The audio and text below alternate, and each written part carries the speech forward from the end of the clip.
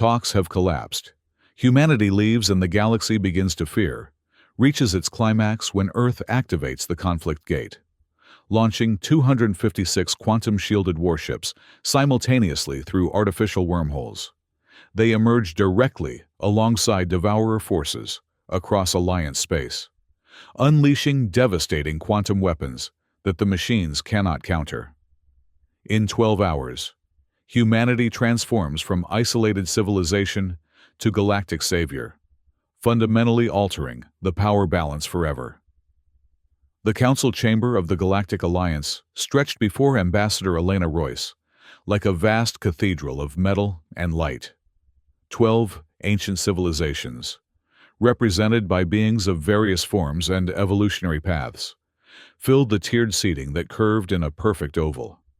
Some appeared almost humanoid, the Xanthari, with their alabaster skin and reflective eyes, or the muscular Corvin, whose scaled bodies shimmered with bioluminescent patterns.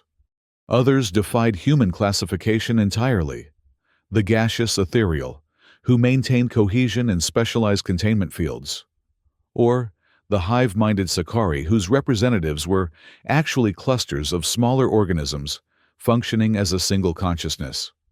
Elena straightened her diplomatic uniform, a sleek navy ensemble with Earth's planetary emblem, a blue sphere encircled by a quantum ring, emblazoned on the shoulder.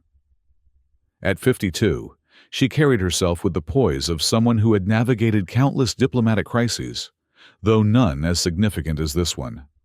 The fate of Earth's relationship with the galactic community rested on today's proceedings. Ambassador Royce called the modulated voice of the Chamber's translation system.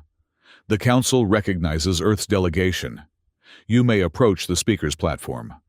Elena nodded to her companions, Dr. Min Kwang, Earth's foremost quantum technology specialist, and Admiral Rafael Ortiz, who commanded the escort fleet stationed outside the Alliance's territorial boundary. Both followed her to the central platform that hovered gently above the polished floor, suspending them at eye level with most council members. Esteemed representatives of the Galactic Alliance, Elena began, her voice clear and measured. It has been 50 Earth years since humanity achieved faster-than-light travel. In that time, we have established colonies in neighboring star systems, developed sustainable technologies, and reached out to your great civilizations in peace. The High Counselor of the Xanthari, a being called Vrax, whose elongated head housed 4 reflective eyes, leaned forward.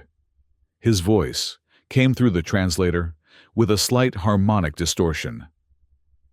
And in those 50 years, your species has advanced at a rate that concerns many council members. Elena had anticipated this objection. Progress is not something to fear. High Counselor, it is why we stand before you today. Earth seeks formal membership in the Alliance, offering our advancements in medical science and clean energy technologies. In return, we request protection under your collective security agreements and fair trading rights. Dr. Min Kwang stepped forward, his slender frame and precise movements reflecting his analytical mind. At 65, he was the leading authority on quantum mechanics and the primary architect of Earth's revolutionary propulsion system. Our quantum resonance engines have allowed us to establish colonies on Kepler Station and Nova Gaia, he explained, activating a holographic display showing Earth's modest but growing interstellar presence. But we've also developed regenerative medical techniques that could benefit all Alliance species compatible with our biochemistry. A ripple of murmured conversations passed through the chamber. Elena noted with satisfaction that several representatives displayed signs her cultural briefings had identified as interest or approval.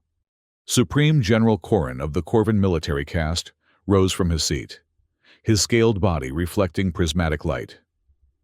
While these advancements are notable, the rapid development of your quantum technology remains unprecedented. No species in recorded history has moved from conventional space travel to fully functional quantum drives in less than 3 centuries. You accomplished it in 1. Elena exchanged a glance with Admiral Ortiz, whose weathered face remained impassive, but whose dark eyes conveyed concern. They had prepared for skepticism, but the underlying accusation in Corin's tone suggested deeper misgivings than anticipated. Our history forced innovation. Ortiz spoke for the first time, his deep voice carrying natural authority. Earth nearly destroyed itself twice through global conflicts. When we finally achieved unity, we directed our collective intelligence toward expansion rather than self-destruction. The chamber fell silent as the elder of the ethereal, a swirling mass of luminous gas that formed complex patterns to communicate, moved forward in its containment field. "The concern," came the translated voice, somehow sounding both ancient and childlike, "is not that humanity has advanced quickly. It is that you have advanced selectively. Your quantum technology far outpaces your social evolution. This creates imbalance." Elena felt a chill, despite the carefully regulated temperature of the chamber. This was veering into dangerous territory. "With respect, Elder, measuring social evolution is subjective. Earth has eliminated poverty, established global governance, and maintained peace for over 70 years. Yet you maintain military vessels," observed Vrax, gesturing toward Ortiz, "including the fleet currently positioned at our border. Standard protection for diplomatic missions," Ortiz replied evenly. "No different from the escort vessels that accompany your own ambassadors." The subtle tension in the room was growing more palpable by the moment. Elena prepared to redirect the conversation back to mutual benefits when the Twilight Envoy, a being that existed partially in another dimension, appearing to human eyes as a shifting outline filled with stars, spoke in a voice that seemed to come from everywhere and nowhere.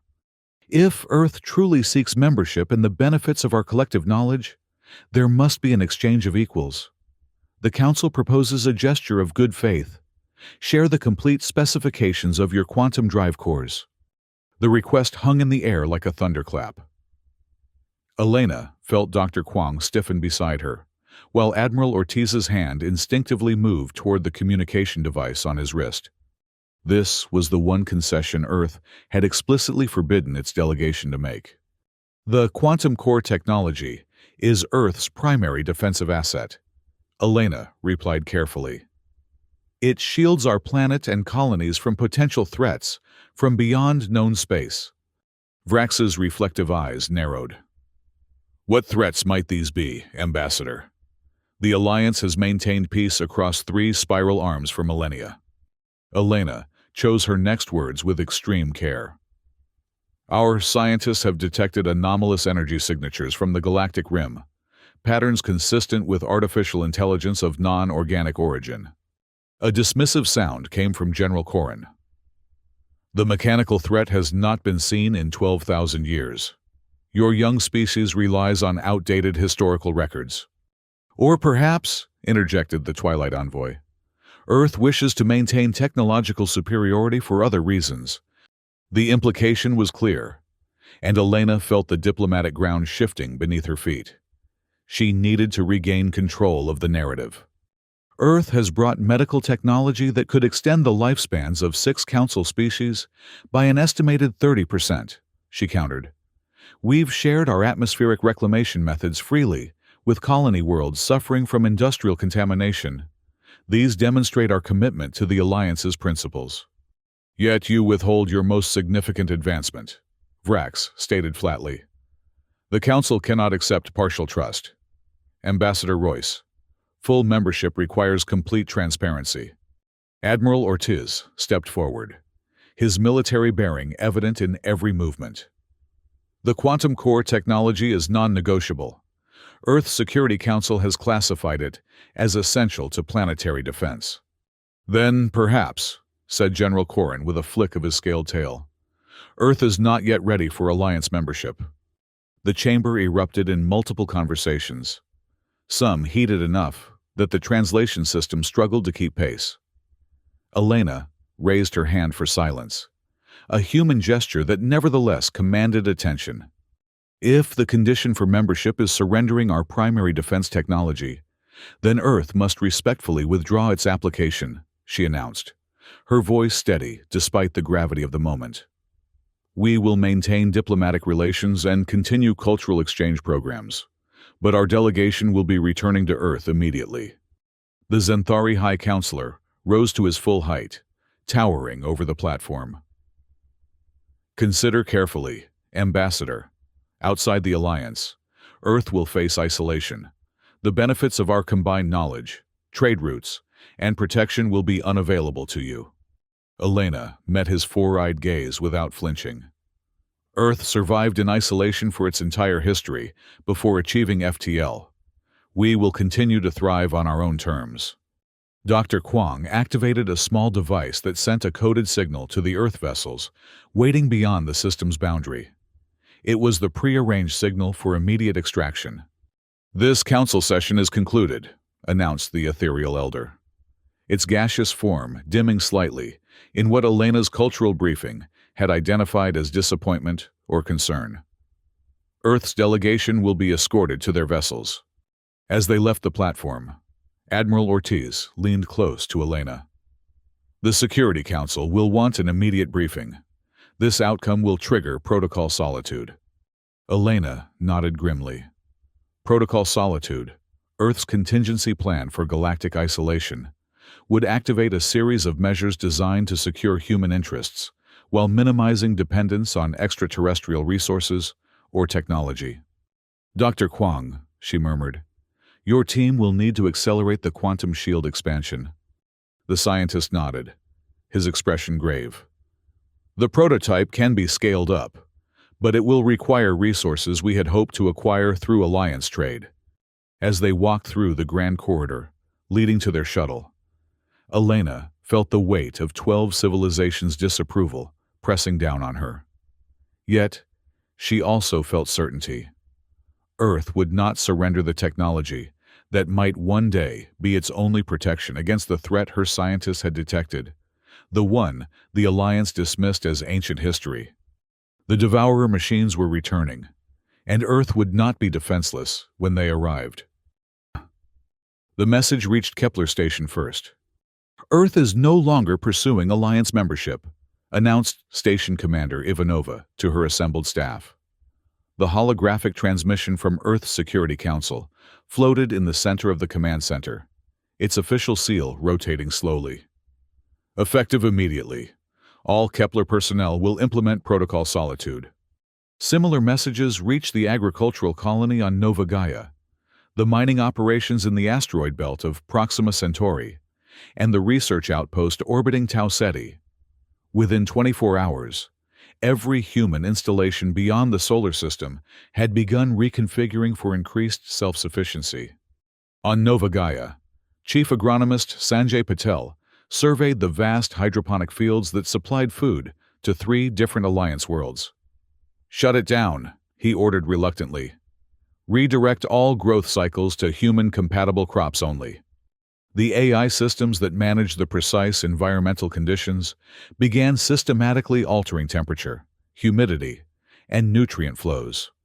Plants cultivated specifically for Zenthari consumption would be composted, their growing chambers repurposed for Earth staples. "Sir," asked his assistant, "what about our obligations to the Zenthari worlds? They depend on these food shipments." Patel sighed heavily. "The Alliance made their choice when they demanded our quantum cores. Protocol Solitude is clear. We protect our own first." Across human space, similar scenes played out. Research data was segregated, with Alliance-specific findings isolated from human databases. Trade ships altered course, returning to Earth-controlled space rather than continuing to Alliance ports.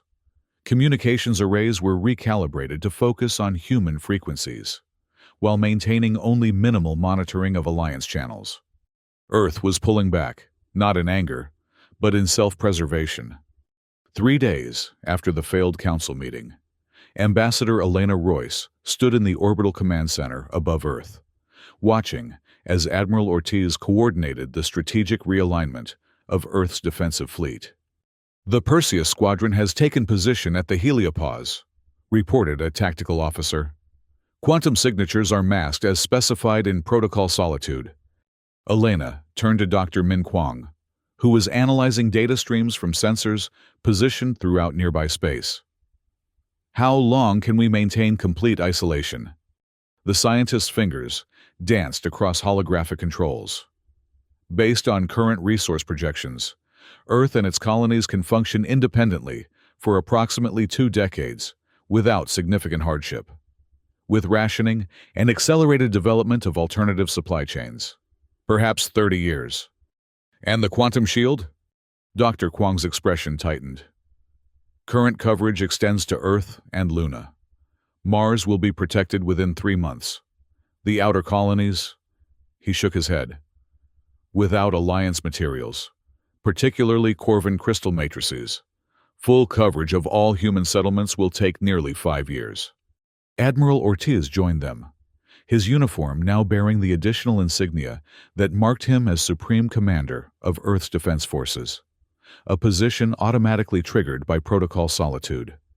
The Alliance has sent 17 diplomatic requests in the past 6 hours, he reported, all asking for reconsideration. Elena's eyebrow raised slightly. More than expected. They must be feeling the effects already. Primarily from the Sakari, Ortiz confirmed. Their trading networks relied heavily on our transport infrastructure. Without human ships making connecting runs between their worlds, their economy is already showing stress fractures. And the ethereal? Asked Dr. Kwang. Silent so far.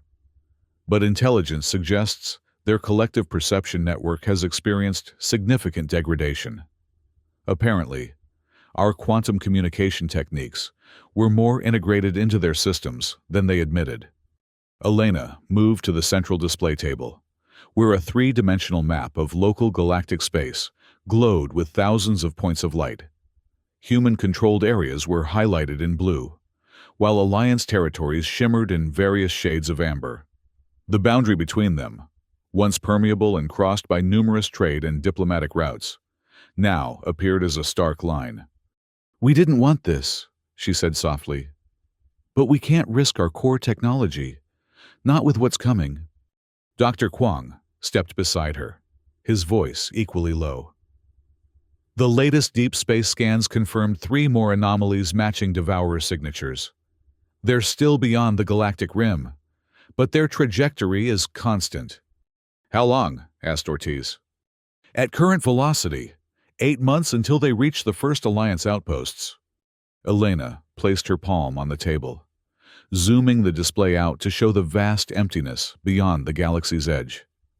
There, almost too faint to see, were tiny red markers, the approaching threat. "The Alliance believes the Devourers are extinct," she said. "A historical footnote from 12,000 years ago. They've grown complacent." "Complacency kills," Ortiz replied grimly. "We tried to warn them."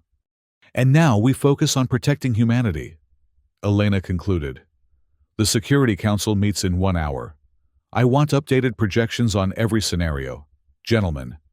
As they departed the command center, none of them noticed the small communication probe that detached from an Alliance monitoring vessel just beyond Earth's sensor perimeter.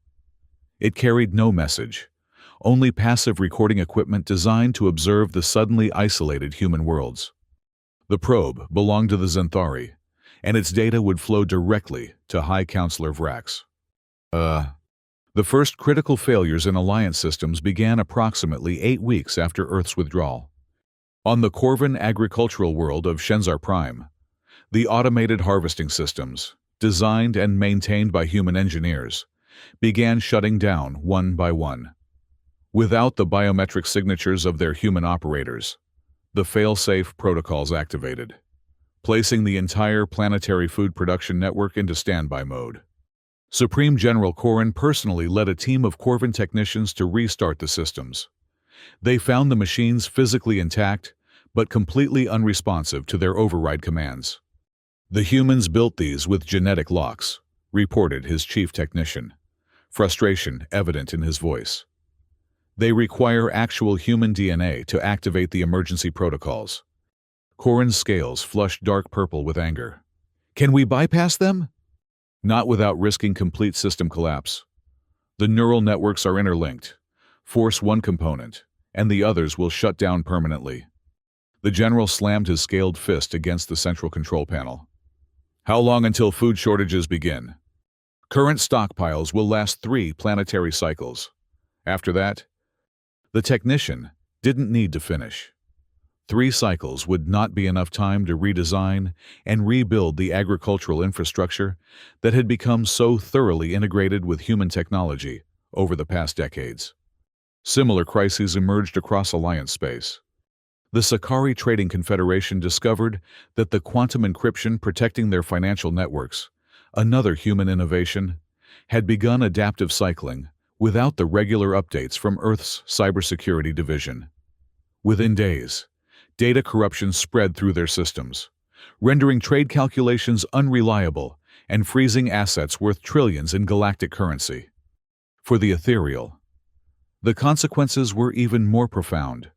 Their collective consciousness, which spanned multiple star systems through quantum entanglement relays, began experiencing synchronization failures. Individual ethereal found themselves cut off from the shared perception that defined their existence. What had once been a unified experience fractured into isolated pockets of awareness, a form of solitude previously unknown in their species' history. The Twilight Worlds, whose unique position partially outside conventional space-time had been stabilized by human-designed phase regulators, experienced political upheaval as their most populated regions suffered dimensional fluctuations. Structures built across multiple realities began to destabilize, forcing evacuations and creating refugee crises. High Counselor Vrax received these reports in his private chamber on the Zenthari homeworld. His 4 eyes blinked in sequence, a sign of deep distress in his species. "How is this possible?" he demanded of his advisors. "How could we become so dependent on human technology in mere decades?" The science minister, a female Zenthari named Lyrax, answered carefully. "The humans didn't impose their systems on us, Counselor. We adopted them willingly because they were efficient, elegant, and solved problems our own technologies struggled with for centuries." "Their withdrawal was more damaging than anticipated," added the security minister. "Intelligence reports indicate that just 8 months after their departure, the entire galactic network is experiencing cascading failures in critical systems." Vrax moved to the observation window that overlooked the capital city, with its soaring crystal spires and gravity-defying architecture. Already, he could see that nearly a third of the city's signature illumination had dimmed, a direct result of power management systems losing efficiency without human maintenance. "Send another diplomatic mission to Earth," he ordered. "Offer concessions. Perhaps we can find a compromise regarding their quantum technology." The foreign minister shook his elongated head. "We've sent 8 formal delegations. None have been permitted past the human defense perimeter. Ambassador Royce has refused all direct communication." Vrax's inner eyelids closed briefly, a gesture equivalent to a human pinching the bridge of their nose in frustration. "Then we must adapt, accelerate our efforts to reverse engineer human systems, and develop alternatives." "That will take time," warned the science minister. "Years, possibly decades. Time we may not have," Vrax murmured, turning back to the window. In the gathering darkness of his city, he couldn't help but see a metaphor for the Alliance's future. What he didn't yet know was that darkness was coming in a far more literal form. The first Devourer scout vessel entered Alliance space precisely 7 months and 22 days after Earth's withdrawal from negotiations. It arrived at the outermost monitoring station orbiting the gas giant Helios 9, a lonely outpost staffed by a minimal crew of Sakari technicians. The station's purpose was early detection of natural phenomena, rogue comets, radiation bursts, or other cosmic hazards that might threaten shipping lanes. It was not designed to detect or defend against artificial threats. The Devourer Scout, a sleek construct of dark metal and pulsing energy conduits, approached the station with methodical precision. Its outer hull absorbed rather than reflected light, making it nearly invisible against the backdrop of space until it was less than 5,000 kilometers from the station. By then, it was too late. The Sakari crew had just enough time to transmit a brief, confused message before the scout vessel released a swarm of nanomechanical infiltrators that breached the station's hull and dismantled its systems from within. The entire process took less than 15 minutes. When the station fell silent, Alliance Command initially attributed the communication failure to equipment malfunction, a common occurrence in the post-human period. They dispatched a maintenance vessel, expected to arrive in approximately 3 days. That vessel never returned. 4 more outposts went dark in rapid succession, creating a pattern of silence that finally triggered alarm within the Alliance defense networks. Supreme General Korin ordered a reconnaissance squadron to investigate, commanded by his most experienced officer. The squadron found only debris where the monitoring stations had been. Analysis of the fragmentary remains revealed something that sent shockwaves through Alliance leadership.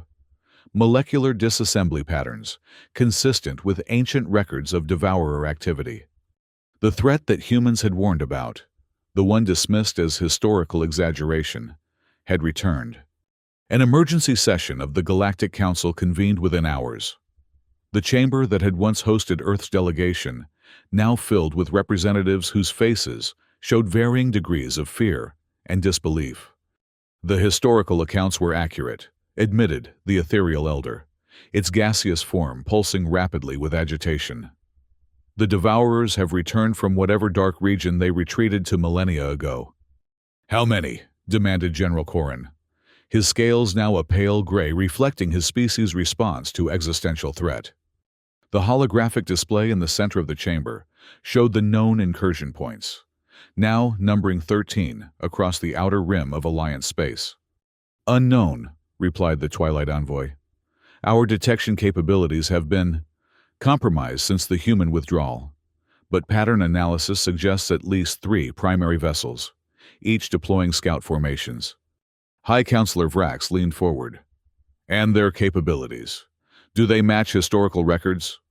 A Sakari representative, a cluster of small organisms forming a roughly humanoid shape, rippled with distress. What remains of our outposts suggests their disassembly technology has advanced. The molecular breakdown is more efficient, more complete than described in our archives. Silence fell over the chamber as the implications became clear. The Devourers, a mechanical intelligence that consumed organic civilizations to fuel its expansion, had not only returned, but evolved during their long absence. We must mobilize the combined fleet, declared General Korin. All Alliance species must contribute vessels and weapons. Our defensive strategies were integrated with human tactical systems, reminded the Twilight Envoy. Without their quantum shielding and targeting algorithms, our effectiveness will be significantly reduced. Vrax's 4 eyes blinked in rapid sequence. Then we must restore relations with Earth immediately. Offer whatever concessions are necessary. We need their technology and expertise. And if they refuse? Asked the Sakari representative. They warned us of this threat. We dismissed their concerns. The chamber fell silent again as each representative contemplated the possibility that humanity might choose to protect only itself, leaving the Alliance to face the Devourer threat alone. They will not refuse, Vrax finally stated, with more confidence than he felt. Humans have demonstrated capacity for emotion beyond rational self-interest. Their historical records show numerous instances of self-sacrifice for collective welfare. That was among their own kind, countered General Korin. We are not their kind. Nevertheless, Vrax insisted, we must try. I will personally lead a diplomatic mission to Earth's boundary. We will transmit on all frequencies, using their own language and protocols. The Council voted unanimously to support the mission. Within hours, Vrax departed aboard the fastest vessel in the Xanthari fleet, accompanied by representatives from each major Alliance species. As they traveled toward Earth's defensive perimeter, reports continued to arrive of more outposts going silent, of Devourer scouts penetrating deeper into Alliance territory. The pattern of their advance was methodical, almost analytical, as if they were testing defenses and response capabilities. What troubled Alliance tacticians most was the absence of direct engagement. The Devourers weren't attacking military targets or population centers yet. They were observing, probing, gathering intelligence. They were preparing for something larger. On Earth, Ambassador Elena Royce stood in the Quantum Defense Center beneath the Rocky Mountains, watching as technicians monitored the ever-expanding shield network that now protected Earth, Luna, Mars, and the primary orbital habitats. Kepler Station comes online next week, reported Dr. Min Kwang, looking up from his data terminal. Nova Gaia will follow 2 weeks after that. And the outer colonies? Elena asked, though she already knew the answer. Still vulnerable, admitted the scientist. We've deployed conventional defense platforms, but without quantum shielding, they would be exposed to any serious threat. Admiral Ortiz joined them, his expression grim. Speaking of threats, long-range sensors have confirmed what we feared.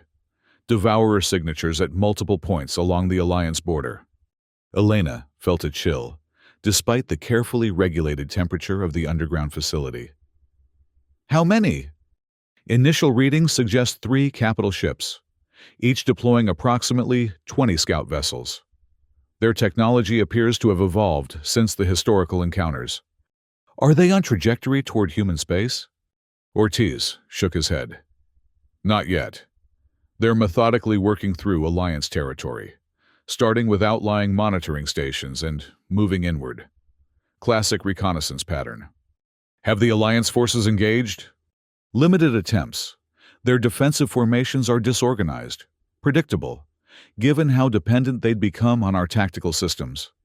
Elena moved to the central strategic display, where a 3-dimensional representation of local galactic space showed the advancing Devourer positions as pulsing red markers.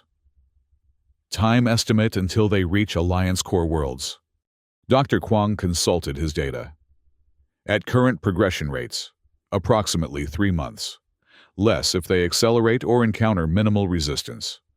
And Earth? If they maintain their current vector and don't alter course toward human space, 6 to 8 months minimum. Elena nodded slowly, her mind working through the implications. So we have time to complete our defensive preparations before they reach us.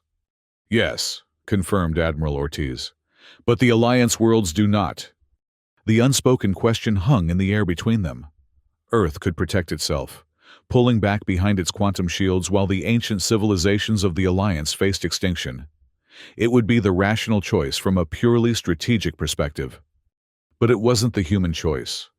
Elena was about to speak when an urgent communication alert sounded throughout the facility. Ambassador, called a communications officer. We're receiving a transmission from an Alliance vessel approaching our defensive perimeter. It's broadcasting on all frequencies, using our diplomatic protocols. Identification? The Xanthari flagship Eternal Light.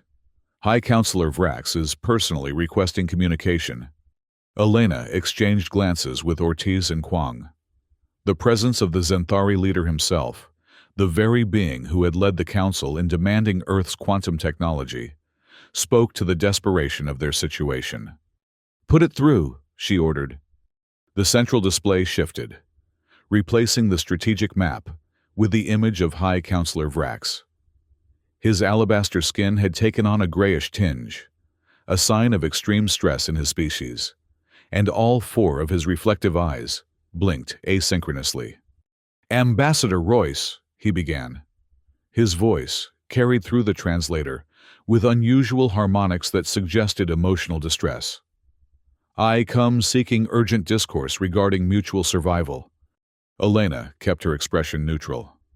High Counselor, Earth's position regarding the quantum core technology remains unchanged. Circumstances have changed. Ambassador, the threat your scientists predicted has materialized. The Devourers have returned, more advanced and more dangerous than our historical records indicated. We are aware, Elena replied. Our long-range sensors detected their arrival 7 days ago. Vrax's eyes widened slightly, surprise, according to Elena's cultural briefing. Then you know the danger they pose to all sentient life in this galaxy. We do. It's why we refuse to surrender our quantum technology. The Xanthari leader's posture shifted to what Elena recognized as a formal stance of contrition in their culture. The Council was mistaken in dismissing your warnings. We now seek to correct that error and request Earth's assistance in confronting this existential threat. Admiral Ortiz stepped forward. What specifically are you asking for, Counselor? Restoration of human presence within Alliance defense networks. Reintegration of your quantum shielding technology with our fleet. And Vrax hesitated, then continued. Tactical leadership in the coming conflict. Our military commanders acknowledge that human strategic thinking offers advantages our own traditions do not. Elena studied the alien leader carefully. And in exchange, full Alliance membership on Earth's original terms. No requirement to surrender core technologies. Preferential trading status for all human colonies. And again, that hesitation. A formal acknowledgement before the full Council that we were wrong to doubt humanity's warnings. It was more than Elena had expected. Essentially, a complete capitulation to Earth's original negotiating position. Under normal circumstances, it would be a diplomatic triumph. But these were not normal circumstances. High Counselor, she said carefully. While I appreciate your offer, the situation has evolved beyond simple diplomatic solutions. Earth has implemented comprehensive security protocols that cannot be easily reversed. Cannot? Vrax's translator conveyed his disbelief. Or will not? Both, interjected Dr. Kwong. Our quantum shield network is now configured for human biometric signatures only. Reconfiguring it to incorporate Alliance species would require a complete system restart, leaving all protected worlds vulnerable for approximately 72 hours. A vulnerability we cannot accept while Devourer forces are active, added Admiral Ortiz. Vrax's body language shifted to what Elena recognized as profound distress. Without your assistance, Ambassador, Alliance civilization faces extinction. Is this an acceptable outcome to humanity? The question struck at the heart of the moral dilemma Elena had been wrestling with since the Devourer's arrival.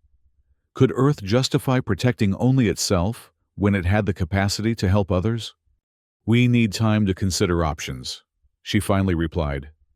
I will consult with Earth Security Council and contact you within 24 hours.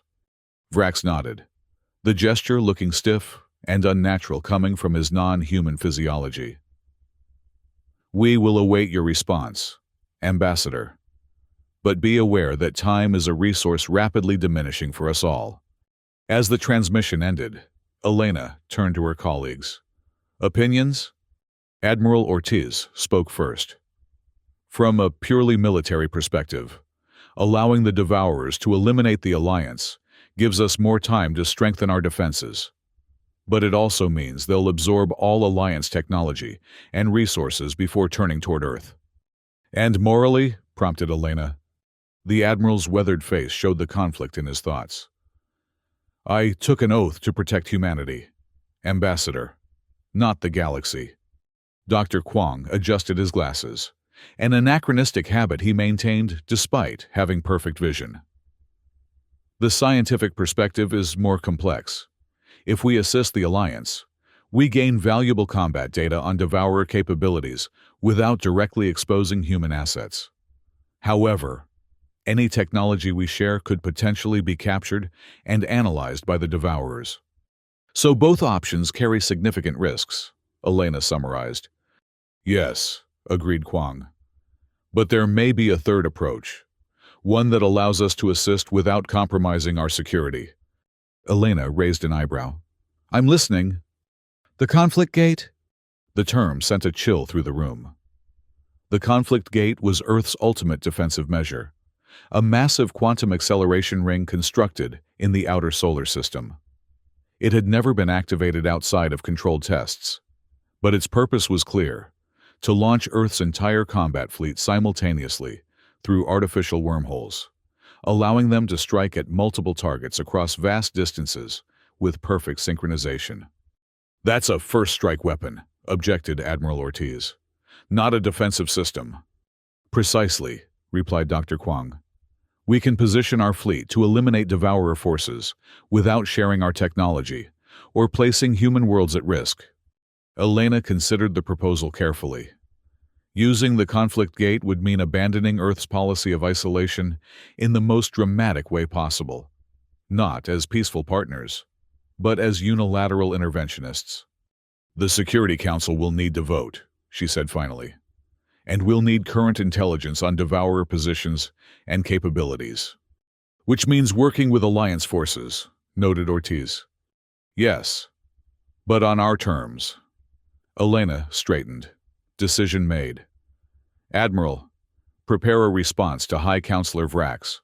We'll offer limited cooperation, joint intelligence gathering, and coordinated but separate military actions. No technology sharing. No integration of forces. And if they refuse? They won't, Elena said with certainty. They have no alternative. As her colleagues moved to implement her instructions, Elena remained by the strategic display, watching the red markers of the Devourer forces as they continued their methodical advance through Alliance space. The decision she was setting in motion would irrevocably change humanity's relationship with the galactic community. Earth would emerge from isolation not as a partner, but as a savior, or perhaps, in the eyes of some, as a different kind of threat. The coordination between human and Alliance forces began with mutual wariness, but quickly evolved into efficient collaboration as the Devourer threat intensified.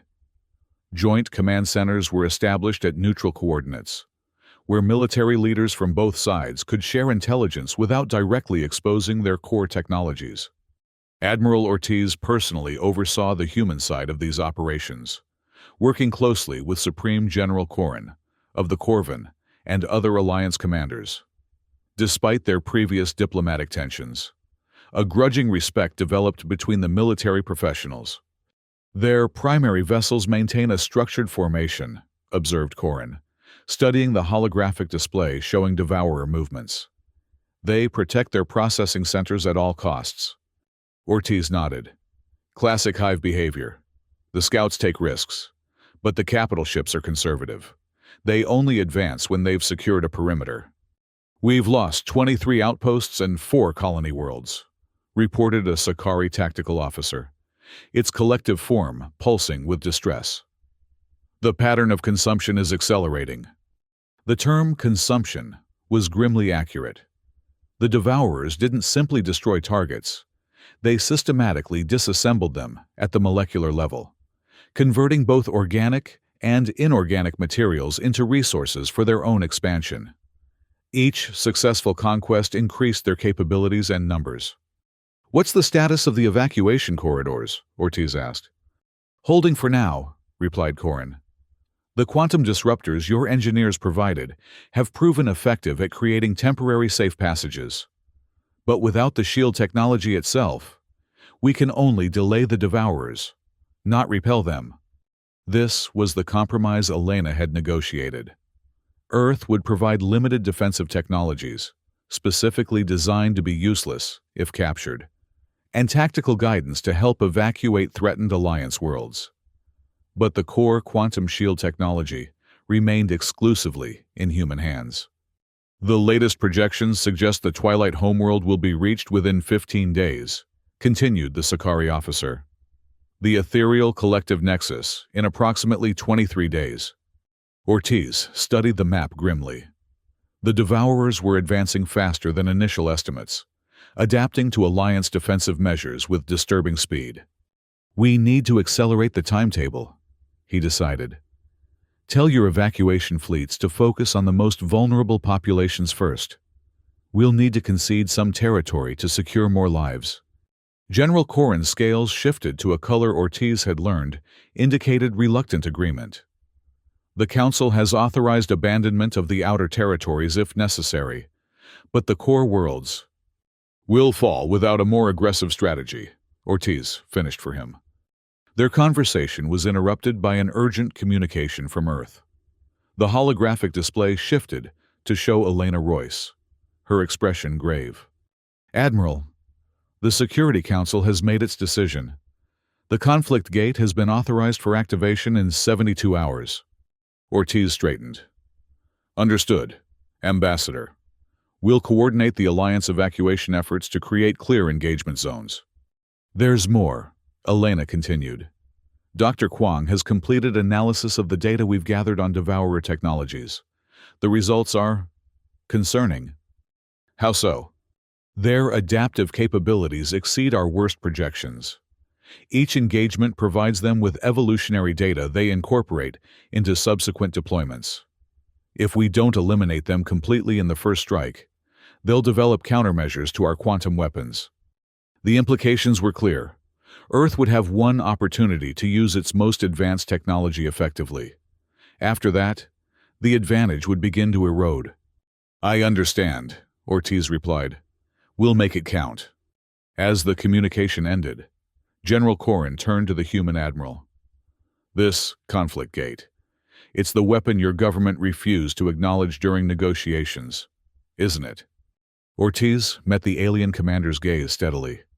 It's a defensive system designed to protect human worlds, that you're now using to protect Alliance worlds.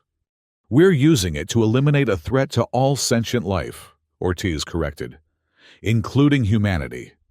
Corrin's scales shifted to a deep blue, a color Ortiz hadn't seen before in their interactions.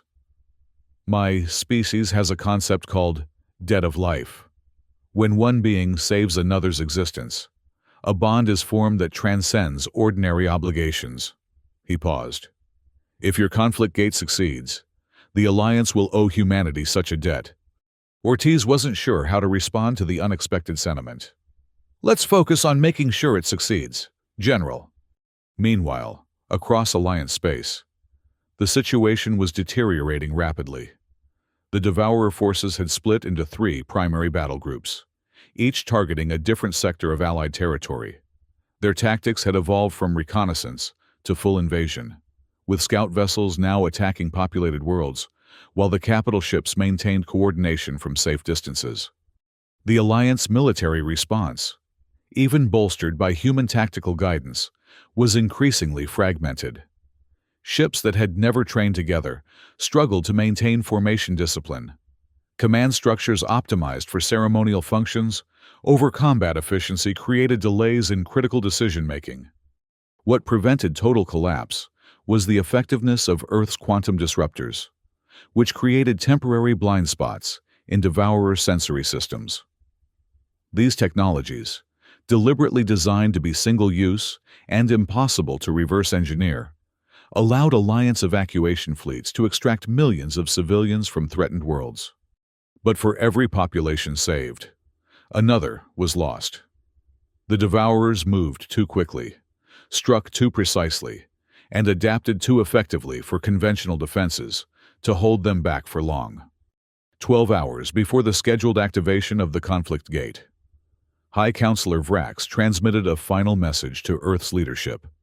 His appearance had deteriorated markedly, his once pristine alabaster skin now gray and flaking, his 4 eyes dull and unfocused. Ambassador Royce, he began, his voice strained even through the translator.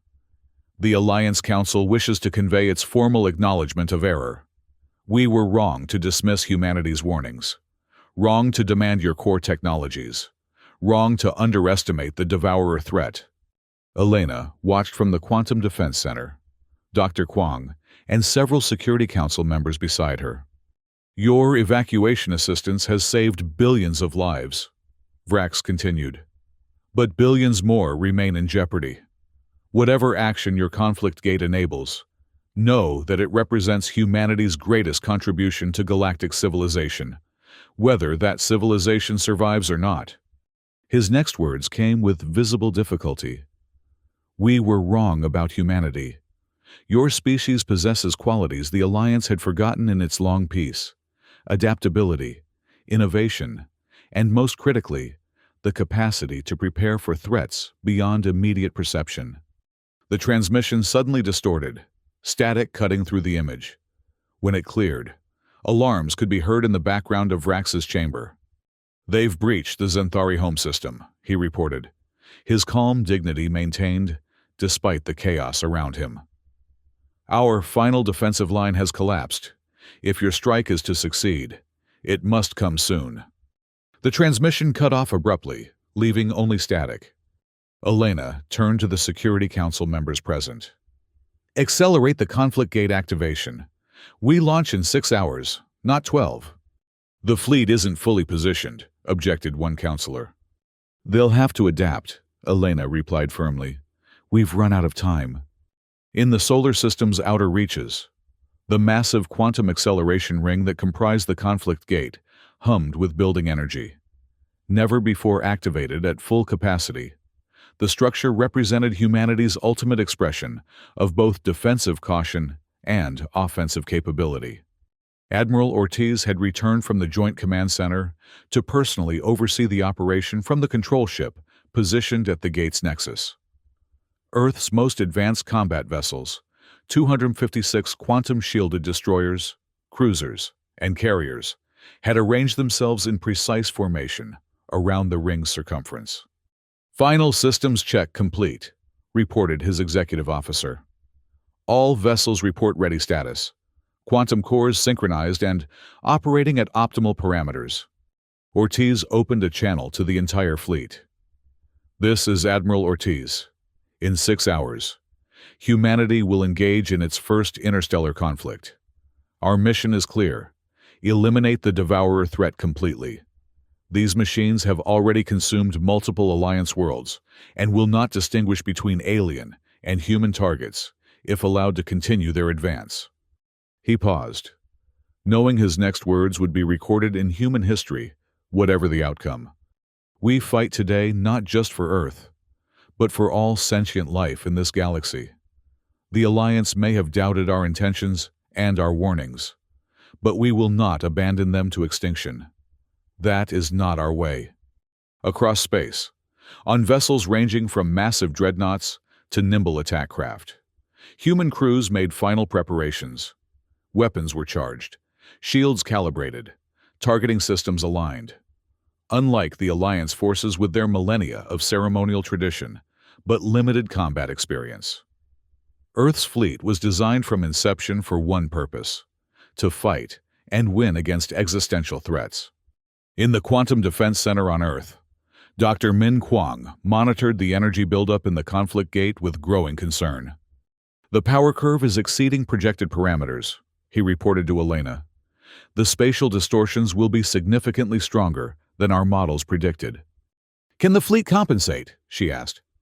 The vessels nearest the exit points will experience approximately 22% more gravitational stress than we simulated. Their structural integrity should hold, but their maneuverability may be compromised for the first 30 seconds after emergence. Elena nodded grimly. Inform Admiral Ortiz. They'll need to adjust their engagement protocols. As the countdown continued, the last fragmented reports from Alliance space painted an increasingly desperate picture. The Devourer forces had accelerated their advance, as if somehow aware of the impending human response. 3 more core worlds had fallen, their populations partially evacuated, but their infrastructure and resources now feeding the expanding machine intelligence. Most concerning were the reports of Devourer adaptations. Each engagement provided them with new data they incorporated with frightening speed. Alliance weapons that had been marginally effective in early encounters were now completely useless as the machines developed countermeasures. Only Earth's single-use quantum disruptors, which self-destructed after activation to prevent capture and analysis, remained consistently effective. With 1 hour remaining before activation, Elena received an unexpected transmission. It came not from the Alliance leadership, but from a small scout vessel that had somehow penetrated the defensive perimeter around Earth's solar system. The pilot was Xanthari, but not Vrax. This individual was younger, their alabaster skin still vibrant, though marked with signs of extreme stress. "I am Lyrax, Science Minister of the Xanthari Confederation." They introduced themselves. "I come bearing High Counselor Vrax's final message." Elena felt a chill at the word final, but maintained her diplomatic composure.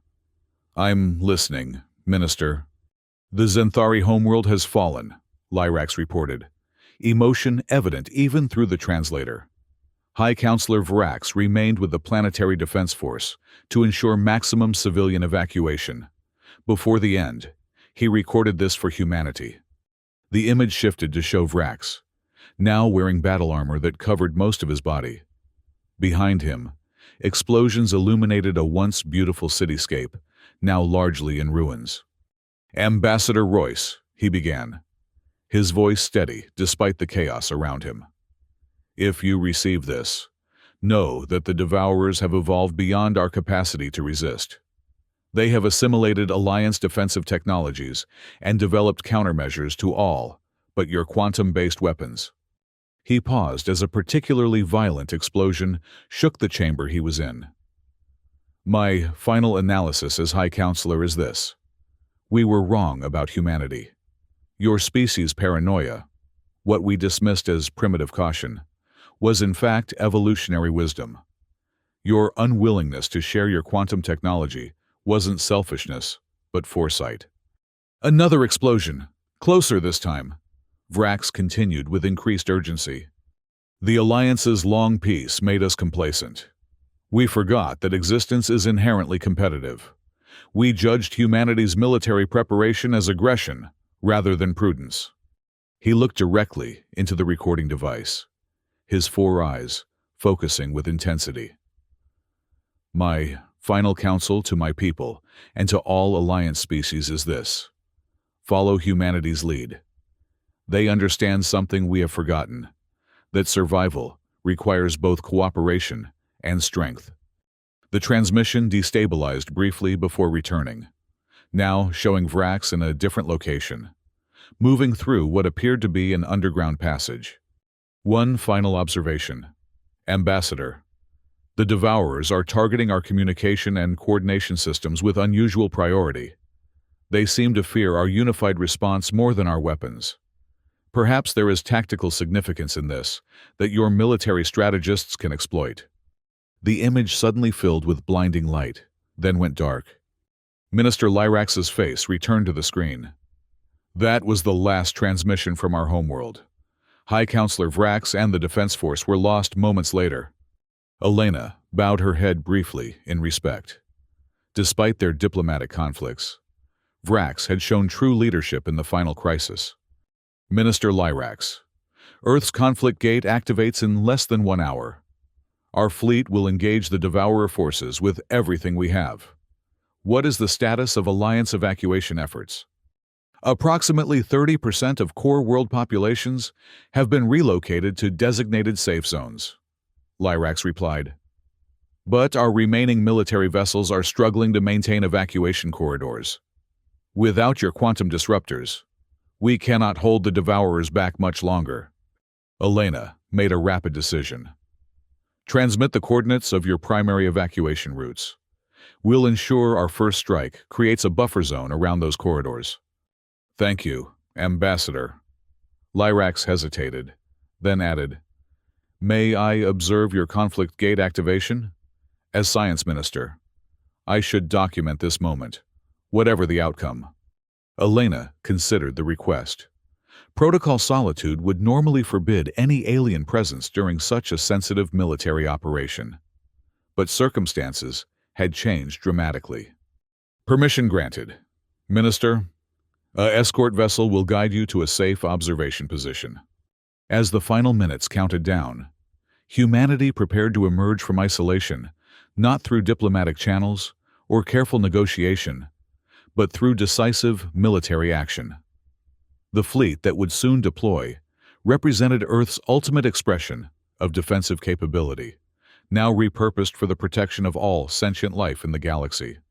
In the control center of the conflict gate, Admiral Ortiz received the final authorization codes from Earth's Security Council. He inserted his command key into the activation console, where it would remain until the operation concluded, success or failure. All vessels, final confirmation, he ordered. Quantum shields at maximum. Weapons hot. Prepare for simultaneous deployment through designated wormhole apertures. The massive ring of the conflict gate began to glow with increasing intensity as the quantum acceleration field built toward critical threshold. Space itself seemed to warp around the structure, light bending in impossible patterns as fundamental forces were manipulated by human technology. 30 seconds to activation, announced the executive officer. Across the fleet, crews secured themselves for the violent transition they were about to experience. Unlike conventional FTL travel, emergence from the conflict gate's artificial wormholes would place them directly into combat positions, a tactical advantage that came with significant physical stress on both vessels and personnel. 20 seconds. In the Quantum Defense Center on Earth, Elena and Dr. Kwong watched through a direct feed from the gate control ship. The scientist's expression showed both professional fascination and personal concern as energy readings climbed beyond projected parameters. 10 seconds. Minister Lyrax, observing from a designated position well clear of the activation zone, recorded everything. Their species had never witnessed technology that could bend space-time so dramatically. Whatever happened next would fundamentally change the Xanthari understanding of physics. 5, 4, 3, 2, 1. The conflict gate erupted with blinding energy as 256 quantum wormholes opened simultaneously around its circumference. Earth's fleet, the most powerful concentration of military force humanity had ever assembled, vanished in an instant, pulled through space-time to predetermined coordinates throughout Alliance territory. What followed would become legend in galactic history. The first Devourer capital ship to encounter Earth's forces had no time to react. 3 quantum-shielded destroyers emerged from wormholes in perfect triangulation around the massive mechanical construct, their weapons already firing before the spatial distortions had fully dissipated. Concentrated quantum disruptor beams, technology the Devourers had never encountered, sliced through the machine intelligence's defenses as if they were non-existent. The capital ship, a construct the size of a small moon, shuddered as critical systems failed simultaneously. Before the Devourer consciousness could adapt or distribute its awareness to other vessels, a series of quantum warheads detonated inside its processing core. The massive ship didn't explode so much as collapse, its structure imploding as quantum fields disrupted the very atomic bonds holding it together. Similar scenes played out across Alliance space as Earth's fleet executed the most precisely coordinated military strike in recorded history. Wormholes opened without warning beside Devourer formations, human vessels emerging with weapons already firing, their targets designated through months of careful intelligence gathering. The Devourers, a machine intelligence that had evolved over thousands of years, found themselves facing weapons and tactics they had no reference for. Their adaptive algorithms, so effective against conventional Alliance defenses, could not keep pace with quantum technologies that operated outside standard physical parameters. For the first time in their existence, the Devourers experienced what organic beings would recognize as panic. Their coordinated behavior fragmented as communication networks collapsed under quantum interference. Scout vessels that had operated with perfect synchronization now made contradictory decisions, some attempting to withdraw, while others launched desperate attacks against the human fleet. Admiral Ortiz, monitoring the operation from the gate control ship, watched as tactical displays showed overwhelming success in the initial engagements. "Status report," he ordered. All primary targets neutralized, reported his tactical officer. 87% of secondary targets eliminated. Remaining Devourer vessels are dispersing. Coordination appears disrupted. Casualties? 11 vessels reporting significant damage. 3 with critical systems failures. No complete losses yet. Ortiz nodded grimly. Better than projected, but still costly. Implement Phase 2. Priority to securing evacuation corridors. Across Alliance space, the human fleet regrouped and began methodical elimination of remaining Devourer forces. With their capital ships destroyed and their network disrupted, the machine intelligence could no longer adapt effectively.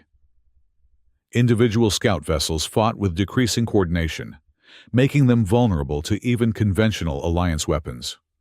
The combined operation, human quantum technology, and Alliance numerical superiority, systematically cleared sector after sector of Devourer presence. Within 12 hours, the immediate threat had been neutralized. Within 24, the last confirmed Devourer signal had been eliminated from Alliance space. Earth had saved the galaxy. The cost, however, was significant. 17 human vessels had been lost in the latter stages of the conflict, as Devourer forces made suicide attacks against the quantum-shielded ships.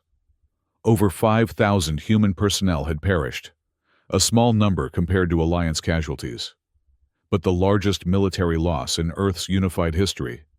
More concerning to scientific observers like Dr. Kwong was the evidence that the Devourers had begun adapting to quantum weapons in the final engagements.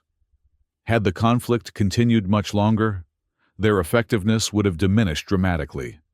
"We caught them by surprise," he explained to Elena and the Security Council during the post-operation briefing. "That advantage won't exist if they return." "If?" questioned a counselor. "You believe we eliminated all of them?" Kwong shook his head. "Highly improbable. Our long-range sensors detected energy signatures consistent with Devourer technology continuing beyond the galactic rim. What we encountered was likely an advance force, significant, but not their entire population." Elena absorbed this sobering assessment. "Then, we should expect their return, possibly with countermeasures to our quantum technology." "Yes, though developing such countermeasures would require specimens of our technology to analyze. We were careful to ensure no intact quantum systems fell into their possession." Admiral Ortiz, joining the briefing via holographic projection from the returning fleet, added his perspective. "The Alliance worlds are secure for now, but their military infrastructure is severely damaged. They won't be able to defend themselves effectively for years, possibly decades. Which leaves Earth as the primary defensive force in this sector of the galaxy," concluded Elena. "A role we never sought." The implications hung in the air. Earth had emerged from isolation as a military savior. But that same power that had protected the Alliance could also dominate it. The balance of influence had shifted dramatically, placing humanity in a position of unprecedented leverage. "The Alliance Council has requested an emergency session," Elena informed them. "They're offering significant concessions in exchange for continued human protection." "What kind of concessions?" asked a counselor. "Everything we originally requested for membership, plus exclusive resource rights to 12 previously restricted star systems. And," she hesitated, "a leadership position within the Council itself." The room fell silent as the Security Council members contemplated this development. Earth, the newcomer civilization that had been judged too immature for full membership mere months ago, was now being offered a dominant position within the galactic community. "We should accept," said one counselor. "This is the opportunity to secure humanity's future in the galaxy." "We should be cautious," countered another. "Power acquired through military necessity often breeds resentment once the crisis passes." Elena turned to Admiral Ortiz. "Your perspective, Admiral. You've worked most closely with Alliance military leaders." Ortiz considered carefully before responding. "The Alliance species respects strength, but they also value integrity. If we leverage this situation purely for Earth's advantage, we'll create the same kind of resentment they initially held toward us. But if we demonstrate commitment to mutual security while maintaining our technological independence, we can build something more enduring than dominance. Elena nodded, having reached a similar conclusion. I recommend we accept Alliance membership on equal terms, not superior ones. We maintain control of our quantum technology, but establish formal protocols for its deployment in defense of all sentient species.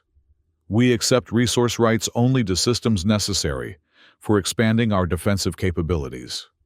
And the leadership position? Asked a counselor. We accept an advisory role in security matters, not governance of the Alliance itself, Elena replied. Our goal should be partnership, not dominance. The Security Council debated these recommendations for several hours before finally reaching consensus. Earth would emerge from isolation not as a reluctant participant in galactic affairs, nor as a dominant military power exploiting its advantage, but as a committed partner with unique capabilities and perspective.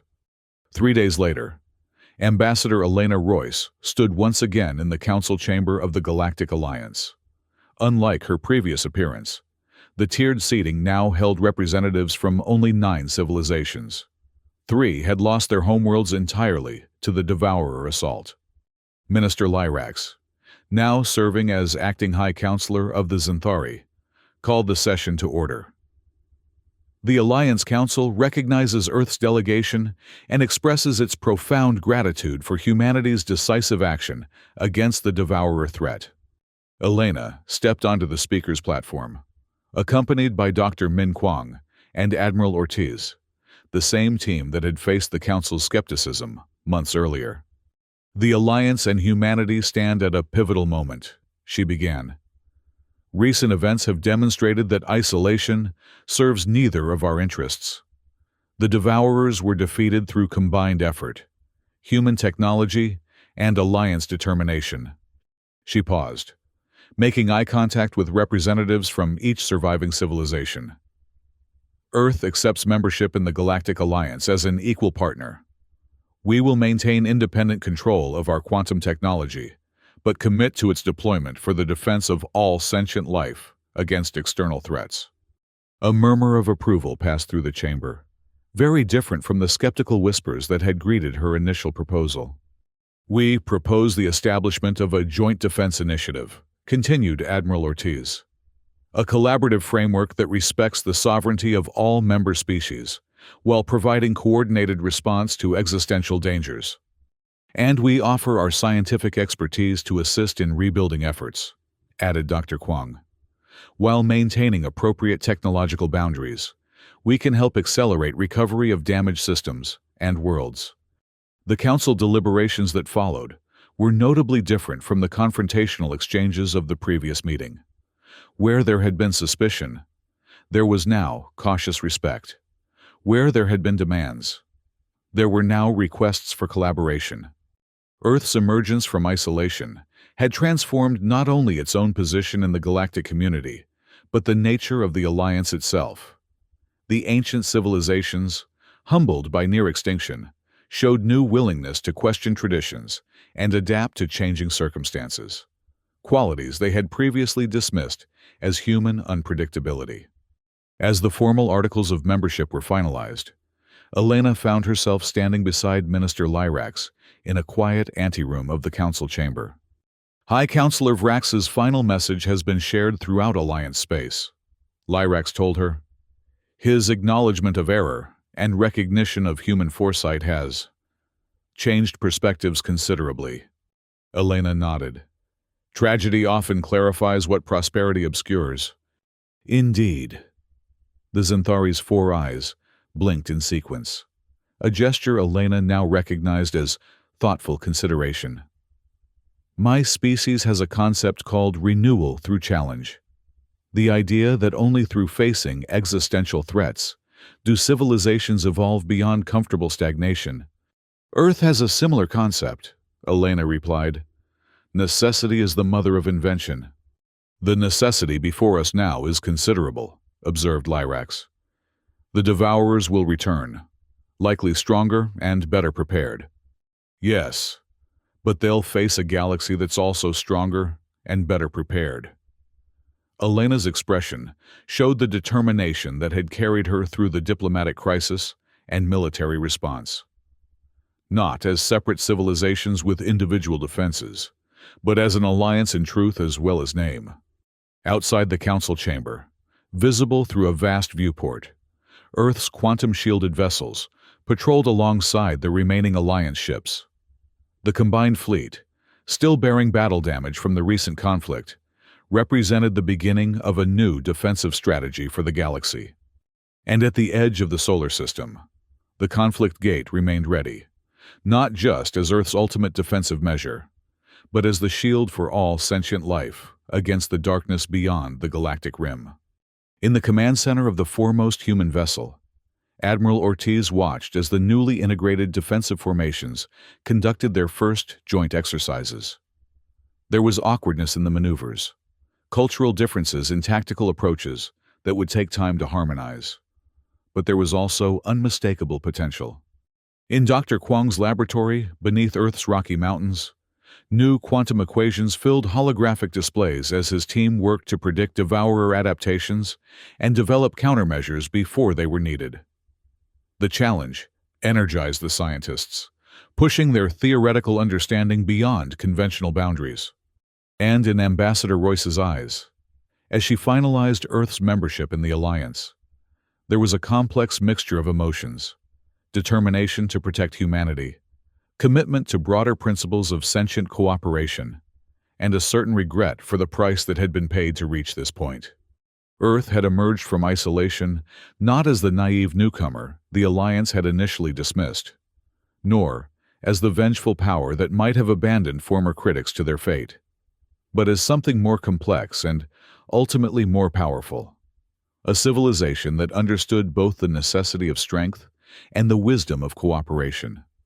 The galaxy had begun to fear humanity, only to discover that what appeared as threat was actually protection, a shield against the darkness that lurked beyond the stars, waiting to return.